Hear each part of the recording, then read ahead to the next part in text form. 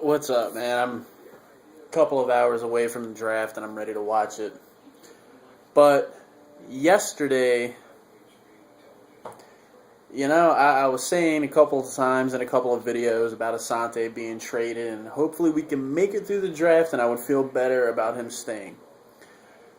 Well, obviously that didn't happen. He got traded to Atlanta uh, for a seventh round pick. And, I'm not upset. Well, I'm slightly upset that the Eagles traded him, but I was expecting it like everybody else, so I'm dealing with it. There's two things that have me pissed off about the trade, though. And, of course, one, as everybody else have mentioned, the fact that it's a seventh-round draft pick. I mean, why don't you just ship him to Atlanta for a bag of fucking peanuts or something, I mean, what are the... Okay, yeah, we got a seventh-round draft pick. But what are the odds of a seventh-round draft pick making it through the preseason and actually making the roster?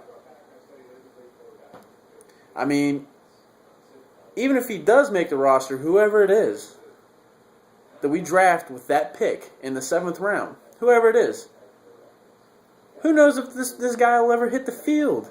I mean, the odds of a seventh-round draft pick being a consistent starter, a solid role player even, the odds are against that person for the most part. I mean, how many times, it has happened on rare occasions that a seventh-round pick develops into a solid player. So, the type of player that Asante Samuel is, the skill that he has, the impact on a defense that he makes, the playmaking ability. Everybody knows the playmaking ability of Asante Samuel, but people knock him for his tackling ability. I mean, he's not the greatest tackler in the world, by no means, but, he's not... There's worse. There's worse tacklers out there. I don't get it, though. For a seventh-round pick, Atlanta definitely got the better end of that deal, by far. Okay, so another thing that I'm pissed off about the trade is the fact that Asante went to Atlanta, restructured his deal. I believe it was 3 years, $18 million. Obviously, he was willing to restructure his contract. Why weren't the Eagles willing to restructure his contract to keep him? Now, I know that they brought in DRC and Asamoah last year, and DRC is the younger guy, and he's probably going to be with the Eagles for a while, hopefully. But depth. I've been saying this. 3 Pro Bowl cornerbacks on the same roster. I don't get it. I don't. But it is what it is. Atlanta raped the Eagles front office in the ass, no lube, no nothing, and stole Asante from us. I can't blame them, though. Shit. I can't blame any team that would, go for a player of Asante's caliber and only have to give up a seventh round draft pick. Like I said, a bag of peanuts. So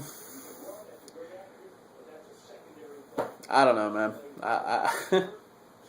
I know, the defensive schemes and stuff are changing, with Juan Castillo and all, whatever, but,